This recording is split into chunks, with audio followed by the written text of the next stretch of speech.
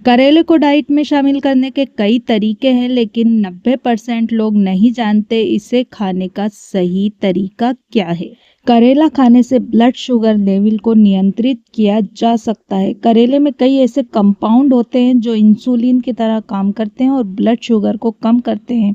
Hello foodies, आज मैं आपके लिए करेले की ऐसी मज़ेदार सब्जी लेकर आई हूँ जिससे आपका ब्लड शुगर लेवल तो कंट्रोल में होगा ही और इसे आप सही तरीके से खा पाएंगे। तो चलिए इसे बनाना शुरू करते हैं। इसके लिए वीडियो को एंड तक देखिएगा, कोई भी स्टेप मत स्किप कीजिएगा। तो चलिए इसे बनाने का सही तरीका जान लेते हैं। यहाँ पर मैं ले रही हूँ 250 ग्राम करेला।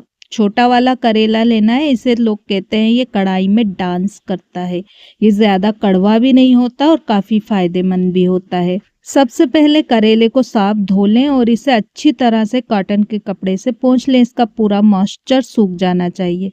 फिर करेले को बारीक बारीक काट लीजिए।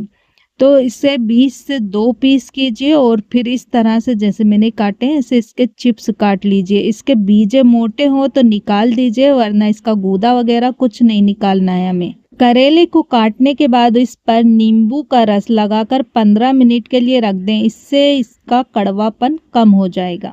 आप करेले को काटते समय इसका छिलका कभी भी ना उतारें। इसका कड़वा रस ना निकालें क्योंकि इसका कड़वापन स्वास्थ्य के लिए अच्छा होता है। कई लोग करेले को काटने के बाद इसमें नमक लगाकर रख देते हैं और फिर इसका रस निचोड़कर हटा देते हैं। तो ये काफ़ी गलत तरीका है। इससे पूरे विटामिन तो करेले के जूस में निकल जाते हैं। 15 मिनट के बाद इसे हम थोड़े से तेल में भून लेंगे। इससे इसका कड़वापन कम होगा। मैंने सरसों का तेल लिया है 2 टीस्पून। आप इसकी जगह पर मूंगफली का तेल या सूरजमुखी का तेल भी ले सकते हैं। सरसों का तेल तीखे स्वाद वाला, ये तेल उच्च तापमान पर भी अपना स्वाद बनाए रखता है। साग सब्जियां बनाने के लिए इसका इस्तेमाल अच्छा माना जाता है। सरसों के तेल में ओमेगा 3 और ओमेगा 6 फैटी एसिड होता है जो हृदय संबंधी बीमारियों के खतरे को भी कम करता है। तेल जैसे गर्म होगा इसमें हम 1 टीस्पून जीरा डाल देंगे और इसे चटकने देंगे। जैसे जीरा हल्का चटक जाएगा तब इसमें हम डाल देंगे कटे हुए करेले। अच्छे से मिक्स करेंगे। आंच को धीमा कर देना है और फिर इसमें हम डालेंगे 2 चुटकी हल्दी पाउडर। करेले को पकाते समय इसमें हल्दी पाउडर डालें। हल्दी करेले के कड़वेपन को कम करने में काफ़ी हद तक काम करती है। हल्दी में प्राकृतिक एंटीसेप्टिक और एंटीबायोटिक गुण होते हैं। हल्दी का सेवन करने से पाचन तंत्र मजबूत होता है। हल्दी का सेवन करने से ब्लड शुगर नियंत्रित रहता है। हल्दी का सेवन करने से दिल स्वस्थ रहता है। हल्दी का सेवन करने से मस्तिष्क भी तेज होता है। हल्दी का सेवन करने से कैंसर से बचाव में मदद मिलती है। आपने गौर किया होगा कि अभी मैंने सब्जी में नमक नहीं डाला है। नमक का इस्तेमाल हम बाद में करेंगे। तो करेले आप देख रहे होंगे इसमें लाल लाल स्पॉट्स आ गए हैं, अच्छी तरह से पक गया है। इसे पकाने में सिर्फ 5 मिनट का टाइम लगा है। 5 मिनट में अच्छे से हो गए हैं, बन गए हैं। अब इस स्टेज पर हम इसमें डालेंगे स्वाद अनुसार काला नमक। हाँ, करेले में काला नमक डालने से फायदा होता है। उल्टी, दस्त या हैजा होने पर भी करेले के रस में काला नमक और थोड़ा पानी मिलाकर पीने से तुरंत आराम मिल जाता है। करेले के रस में काला नमक मिलाकर पीने से जलोदर की समस्या में भी काफ़ी फायदा होता है और इसी तरह से ये शुगर लेवल को भी कंट्रोल करता है।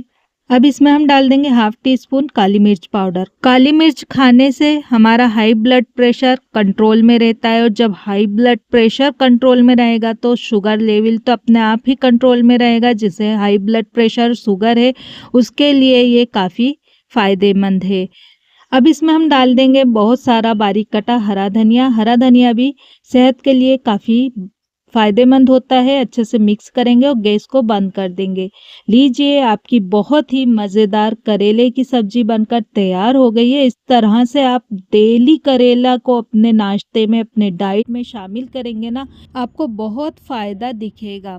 आयुर्वेद के अनुसार करेला वातवर्धक यानी शरीर में वात दोष को बढ़ाने वाला होता है। इसलिए ज़्यादा या गलत तरीके से इसका सेवन वात दोष को बढ़ा सकता है। इसलिए करेले का जूस पीने के स्थान पर आप नियमित रूप से इसकी सब्जी खा सकते हैं और सब्जी को तेल में अच्छी तरह भूनकर खाना चाहिए, क्योंकि ऐसा करने से ही इसकी रुक्षता कम होती है और करेले को तलने से इसे पचाना आसान हो जाता है। इसलिए अगर आप नियमित रूप से करेले का सेवन करते हैं तो सब्जी तेल में भूनकर बनाएं और इसे खाएं।